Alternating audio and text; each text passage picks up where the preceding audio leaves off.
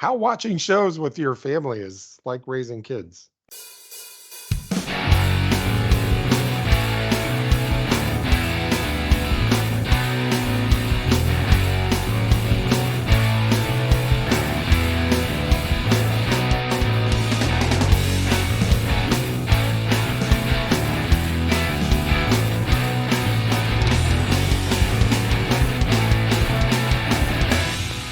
I'm a dad, baby.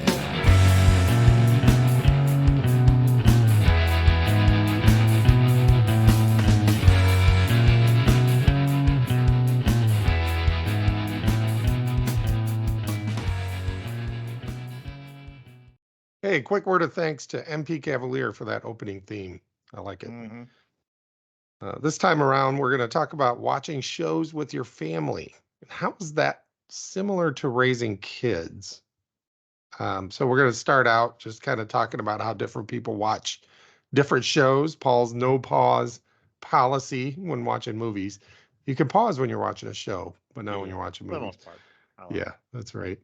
You'll get our thoughts on The Last of Us, just like everybody else in the world. We're going to cover The Last of Us. We kind of avoided spoilers, but there are some. There's at least one major spoiler.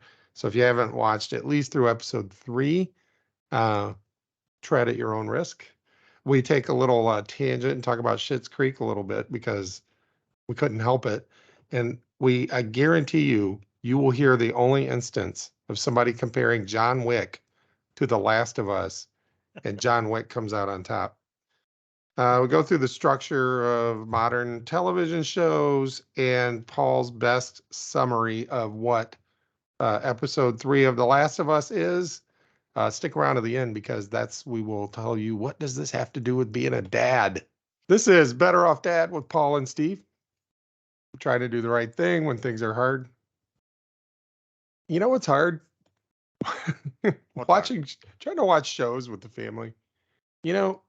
Back in the day, like the shows came on. That's for you little leaguers out there. Shows came on at a certain time of the day and the week, like whatever it was, Friends, Seinfeld, all that Thursday night stuff. Like if you're all going to watch it together, y'all had to get together and watch it together, right? It wasn't like, hey, what episode are you on or anything like that. Right. It was the next episode's coming out. Everybody had to get together and watch it. Yep. Now, or as the boomers like to say, nowadays.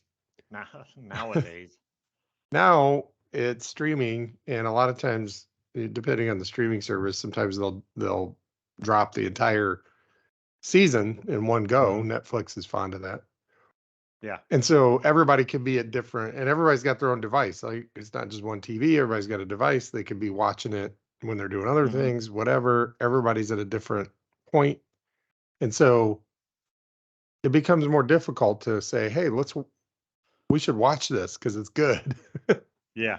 The most recent example of that is The Last of Us. Everybody else is talking about it. So I figured why shouldn't we also talk about it? all our friends are doing it. So all our friends are doing it. It's a very popular show. It's on HBO Max for those of you that want to pay the extra or whatever. I did discover recently I've been paying like $16 a month.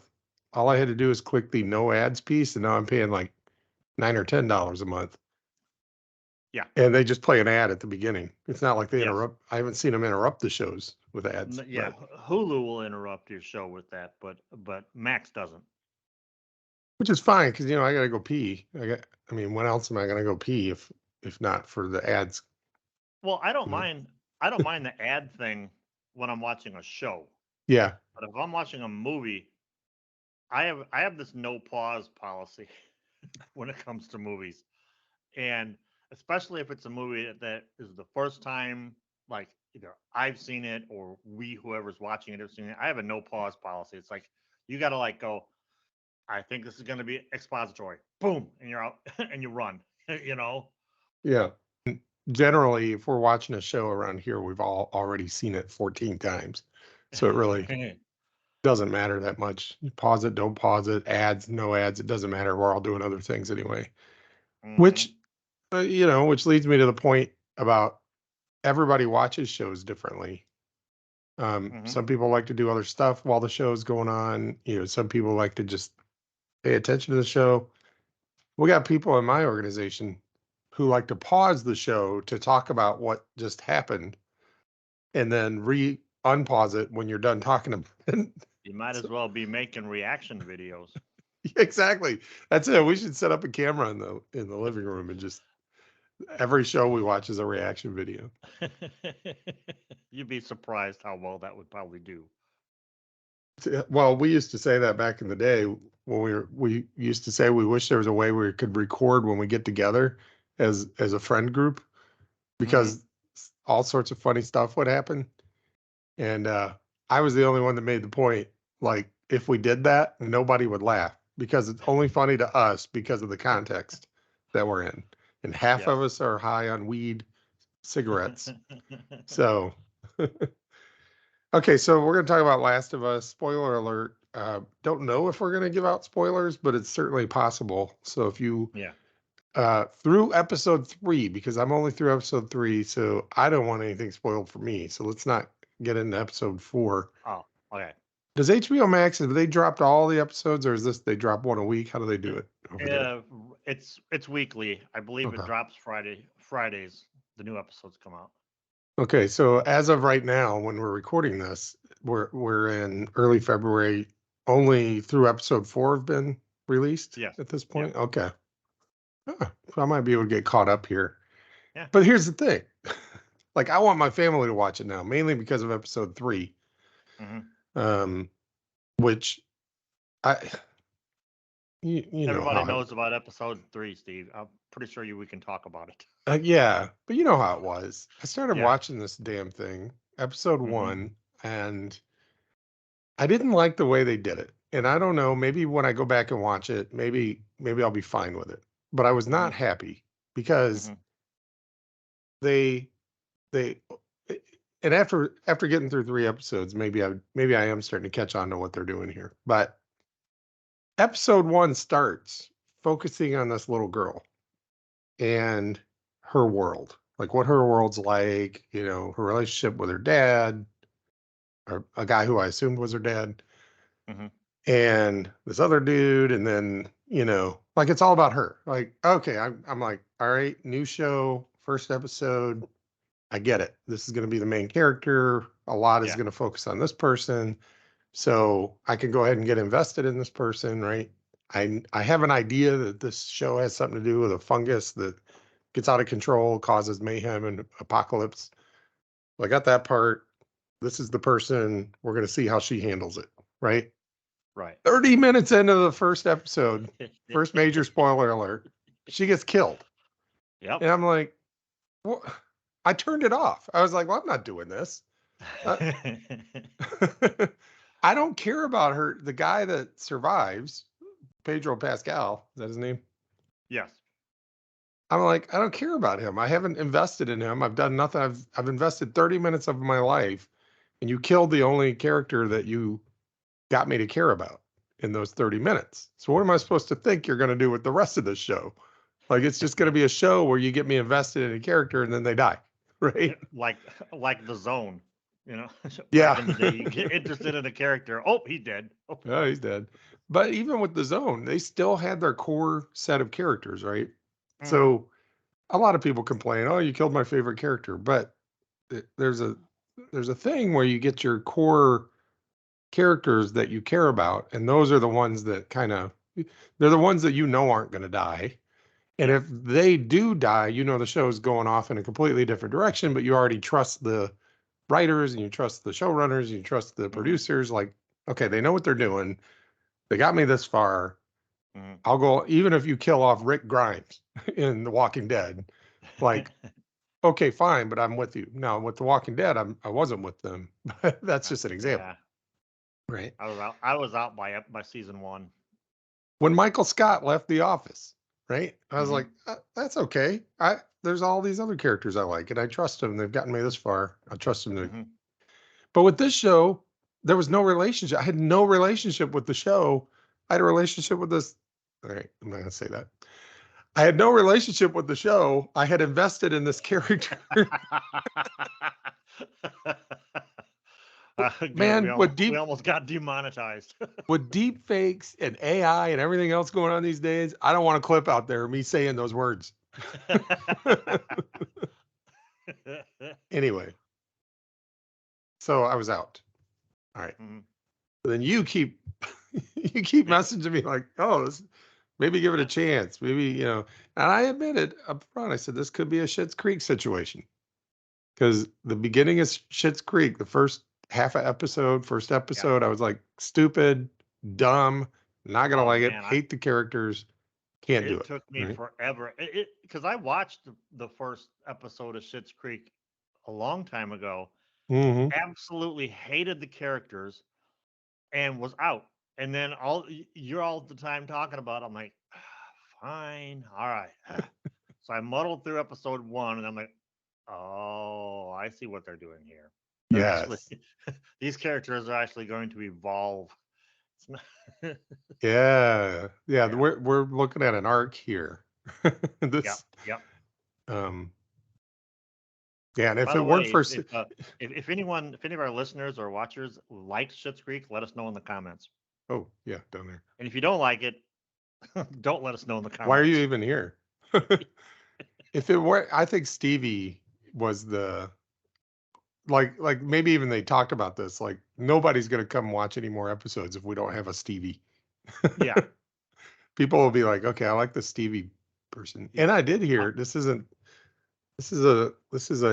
episode about shows, not about Schitt's Creek, but Yeah. I did read an interesting take that every main character in Schitt's Creek, meaning the Rose family, Hmm. every Rose family member, we'll put it that way, had a counterpart that it was almost like their story arc, starts from point A to point B, and they Hmm. each met a character who would end up kind of being like their point B, Hmm. and like if you look at Moira and not end up being their point B, but they would form a foundation on Yeah. which they could build toward a point B, right? Hmm. Like Moira and Roland's wife. What's her name? Jocelyn. John. So Jocelyn, Moira and Jocelyn, right? They seem opposite, right? But they're both Hmm. from a small town. They both like enjoy the arts and Hmm. they both want more for themselves and others Hmm. in stuff, You look at Johnny and Roland. Roland's like a poor version of Johnny, Hmm. you know. It's just interesting to me. Yeah. Stevie and David. So Yes. so you say enough to make me convinced that, okay, I'll give it another shot. Um, I get through episode 1 Hmm. and I'm just like, okay, I gave it another shot. I don't know I don't care about anything. I don't care about anybody. I don't know. It wasn't that I was Hmm. confused or anything. I was just like, Yeah. it's not going anywhere. Um, so then episode 2 actually is where I kind of started to get hooked because I Hmm. really liked what they did with episode 2. Hmm. Um, and then of course, and then actually before I saw episode 2, one of my favorite authors posted that he believed episode 3 was the best episode of television ever, of any show of any kind. And I was like, I don't know if I'll end up agreeing with that, but if this guy is saying that, even if he's Yeah. being hyperbolic, Yeah. I at least got to give it a shot. Yeah. My best friend and my favorite author are out there saying it's a great show. So, so of course I had to watch episode 2. Episode 2 for me was awesome. I loved it. Hmm. Episode 3 is just could have been its own movie. Yeah. Yeah. It literally was its own movie. The thing with me with that was like with the whole thing so far was, and I kept telling you in my messages that it's not that it's a great show, it's just so well done. You know, we've had all these post-apocalypse shows, all these post-apocalypse movies. This is like just a much better version of all of them. The writing's better, the acting's better, the money to make the show is better. And so I mean I'm in it till it pulls a Walking Dead and gets stupid. So And I know they took the idea from the game, but mhm. there's a for those that don't know, there's a game called The Last of Us that a lot the of people five like. the 5 people out there who don't know about the game, it's huge. Until Okay, recently, it was 6 people. well that's why that's why the beginning didn't bother me because I knew what the game was. Basically, I knew what the game was, so I knew that wasn't going to be the character. And I think the reason why they did what they did is the same reason they did what they did with episode 3, which episode 3 doesn't actually take place in the game. It's alluded to through all kind of like clues and notes and stuff that the main character finds. They decided to build this whole story Yeah. based on the backstory that's in the game. Now, I don't know, maybe there's a beginning of the game where you find out what happens to the daughter or whether that's just implied within the game. But I was just like, well, I I know where this is going. So and I think the reason why maybe we're getting ahead of where you were headed, but I think the reason why they did that, the reason why they focused so hard on her and not him is they got you so invested in this kid because this kid is Pedro Pascal's whole world, and they took that away from him, Mhm. just like they take it away from us. That's why I think they did it that way.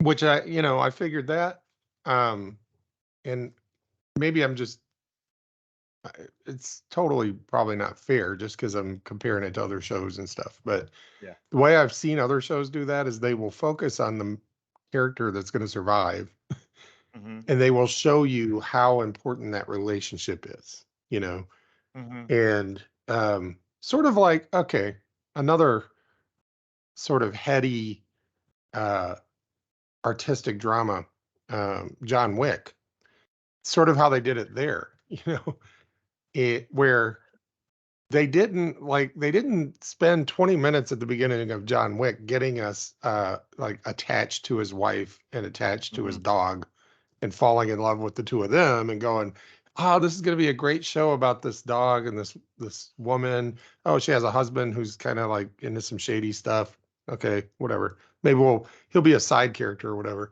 And then the dog and the woman die, and we're like, oh no, the dog and the woman died. And this guy comes along and he's like, no, I'm going to avenge the death. All right. Comparing The Last of Us to John Wick, I believe I'm the first to do that. I realize I wasn't, I'm not you usually the first, but you folks down in the comment, if Steve is in fact the first person to do that, let us know. If not, let us know who did. not only did I compare John Wick and The Last of Us, but I did it in such a way as to say the writers of John Wick were better than the writers of The Last of Us. I guarantee nobody else is going to do that. I, I, I do love my John Wick movies, so I'm not gonna compare the two because I'm still optimistically hesitant about The Last of Us. Yeah, yeah. I mean, who knows? We'll see. We'll see. Like with everything else, we'll see. The um, I don't know if they can keep it up. It's just like standalone movie after standalone movie, right? It depends on how long they make the series is because I think one of the Walking Dead's biggest problems was it was attached to AMC, and AMC has this idea because old people watch AMC that they think that seasons have to be like 27 episodes long. Like Mhm. I've recently started rewatching Barney Miller, and there's like 110 episodes per season on shows like that. Mhm. Well, Walking Dead would make these like I don't know how the hell long, full season, probably 18 episodes. Yeah, I may be wrong. A third of those would be fillers. yeah, We don't need filler episodes anymore. If you're gonna make a 6, 8, even a 9 episode season, which we're all fine with, because then that means you can compact the story into a smaller chunk, no filler, all thriller, and the production cost then is smaller than a full than like the old days, which means you can then go on and bump that cost into the next season.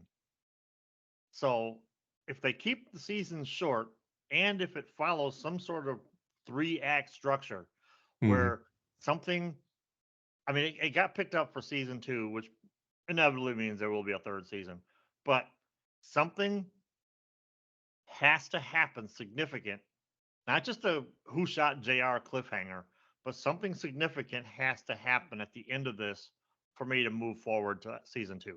That's just how I am anymore. If everything seems, if I get the sniff that everything's going to get reset, I'm done. Yeah. Well, they've got the good. I mean, they're off to a good start. You know, they've Mhm. used some of the most straightforward MacGuffin style writing they could. Yeah. Got to get the battery right now. He's got Yep. the battery. Got to get to his brother. Uh-huh. You know, once he gets to his brother, so now we know the next one's probably going to be some road trip, you know, Well, type. that's the beauty of that. That was the beauty of episode 3. Yeah. Is this? I think the term is subvert expectations, where is what this show's doing, because you're like, all right, we got to get the battery, and point B, point C, and then we get to Wyoming or wherever the hell the battery is, and so on and so forth. But 3 episodes in, they're like, time out. We're gonna make you cry Yeah. Yeah. harder Yeah. than you cried since your dog died when you were 11. This is how hard you're going to cry. And it's going Now to be a me, beautiful kind of cry. That's the other thing. It was the kind yeah, of cry where you're like not crying. It's just so well yeah, done, you know. yeah, The heart in it was just like, and the characters they chose, the people they chose to play the characters, you yes, know, yeah. just makes you care deeply about them, and then it gets to the end and you're like, huh, life well lived. It's kind of like when your 98-year-old grandpa dies, you know, you're like, Yeah. I'm sad because I'm going to miss my grandpa, but man, the dude lived a long, good, long life, you know? Do you remember the movie Up? Yeah. All right. Me and Arlo were talking about it after episode 3. After I watched episode 3. And my words were to her was, it was a full-length post-apocalyptic gay first 10 minutes of Up. And she's like, "Yes, that's exactly what it was." So I want my family to see episode 3. Mhm. Mhm. And I've gone back and forth. Uh, should I just have them watch episode 3 or do they need to watch the first 2 episodes? And I'm like, they kind of got to watch the first 2 episodes because Yeah. even though it could be standalone, if you don't really know who Yeah. Joel and Tess are and who the kid is and all this stuff, Mhm. it's kind of like it loses a little something. I think it would Yeah. still be impactful, but I think it loses a little something. Yes. That having been said, I watching shows that I've already seen. I okay, and this is a me problem, by the way. And we're only I don't know how many minutes we are into this episode, but we're finally going to get to the what does this have to do with being a dad? And I really and you know what we need? We need MP needs to make us a little thing. What does this have to do with being a dad? yeah. You hear that, MP? MP Yeah. Cavalier, author, the creator of the opening theme, by the way. Thank you very much. Thank you, sir. This is so my kids watched Breaking Bad and then Better Call Saul, which by the way, have you seen Better Call Saul? No, no. Is it Spoiler good? alert. Have you seen Breaking Bad? Like the first season. Okay. I'm not a big drama person. So I think you should give Better Call Saul a shot. And Okay. I'll just say this. I saw Breaking Bad. We loved it. We watched it. It was Yeah. back when we still watched shows on a regular basis. Mm-hmm. And we liked it, right? Mm-hmm. And when I first heard of Better Call Saul, I was like, can I have a whole? Because he's a bit character. Yeah. He's just a bit character in Breaking Bad, right? The Yeah. Saul Goodman, the lawyer. Like, how are they going to have a whole thing just on this guy? Speaking of heart and humor and it's just like so much better than Breaking Bad. The Mm. only reason I was like, yeah, go ahead and watch Breaking Bad to my kids was so that it makes Call Saul a little better for you if you know the Mm-hmm. character, the background and stuff. Anyway, it's a Mm-hmm. great show. So my son and I he's just starting it. We're watching the first episode. Here's my problem with watching a show with somebody when I've seen it before. It's two problems actually. Different people. So he's a pauser. He likes to pause Ugh, and talk about that's it. his Right? generation. He likes to Kids these pause, days. which we do that when we're watching streamers and stuff on YouTube or whatever, Yeah. vloggers and whatever they're called, influencer, whatever they're called these days, these YouTube people. YouTubers. He does that too. Like he'll pause it and he'll be like, "Here's the thing about that. I think I was telling you about this," and it's like, Yeah. "Yeah, you did." And Max and I do we'll that a talk, lot. talk, Yeah. talk. Okay, restart. So he does that Mhm. with shows too, right? Which drives me crazy, but I get it. The other thing he does is he does other things while the show's playing. Again, that's their generation. That's not me being the old man yelling at clouds thing when I say that's Yeah. their generation. Their generation is so much better at multitasking than we ever were. Yeah. And it also depending on like because Max is the same way, but I've noticed he's following along. He's not just like because he'll be over here on his phone, like working on one of his designs, and like I'll pause it for for whatever just to kind of see if he's paying attention, and I'll bring up what we just saw, and he's 100% following along. He's just he can focus, he can multitask like that. So I just let him. So I'm not sure we have a choice in terms of letting them versus not letting them. Well, I um, mean, you could just I know I choose don't. not to watch stuff with them. So That's so the that's thing. the point I was getting at is people do things differently. Your kids will do things differently than you're used to them Yeah. doing. And you can choose not to engage and you can just be like, "Oh, I don't want to do that. I'm not, participating because you don't do it the way I would do it." Or Right. or you can meet them where they are and you Hmm. can engage with them on on mutual ground, right? It doesn't have to be Hmm. 100%. I'm not saying because we kind of joked about this the other day when what was it? You can simultaneously uh, piss off several groups of people at the same time if you say something like, when people say they're best friends with their kids, I hate that. And you could piss off several groups of people because you could go, or I could go, when somebody says they're best friends with their kids, my main reaction is they don't really know what a best friend is, and they don't know what a parent-child relationship is. They don't understand parent-child relations, or they don't understand words. So it sounds really boomery to say that, but I'm not saying it from a boomer perspective. I'm saying it from a perspective that you're you will tell your best friends things that you shouldn't tell your children. Yeah, like the beginning before we started recording, for instance. For The stuff we for example, your children will tell their best friends things that you under no circumstance want them telling you. For example, the beginning of before we started recording. And but anyway, that's another show. So this was me trying to decide whether to watch episode 4 Mhm, before I got my family caught up. Because I was mhm. like, if I was about to say, and I was typing this to you, I hate it when I've already seen a show and I'm watching it with somebody else, especially somebody who doesn't really pay that much attention and they get lost easily. Mhm. My son's nothing like Max. If he's doing something else, he will get Oh, he. lost. He'll Oh, be okay. like, All "Who's right. that guy?" And it'll be like, "They just said who that guy is 5 minutes ago." "Oh, I'm sorry, I wasn't paying Gotcha. attention." Okay. So complete opposite in terms of that. And so um, that's where I was like, do I really want to go down that path or do I want to be watching it for the first time so that my answer can be, I don't know. I'm just now watching it for the first time. And ultimately, it doesn't matter, right? Yeah. Because they will ask questions. So think about life in general. Your kids are going through things you went through, right? Mhm. And they're not going through them in the same way you went through them. They're experiencing it differently, right? Yeah. It may look similar. Mhm. It may be like, oh yeah, don't go down that path because I went down that path and Yes. it wasn't a good path to go down, right? Or whatever. Mhm. Or they may come and ask you questions that you think you're this age and you don't know that already, Yeah. Yeah. I told you that last week and that kind of stuff, right? And Yeah. so my thought was if you can kind of Like if I'm watching a show, and I want to use watching the show, and I think y'all are smart enough to know I'm talking about life too. If you're watching a show and somebody asks you, like somebody pauses it and goes, wait, why is he mad at him?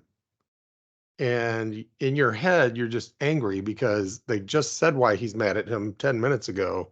Plus, Mm. you've seen this already, and now you can't remember if you're going to spoil something because maybe you're not Yes. supposed to know why he's mad at him yet. Maybe that comes half an Yeah. hour from now, and it's like you're doing all this mental gymnastics, right? If you can get out of your own way and just go, well, that's just part of it. That's just part of watching a show with this person.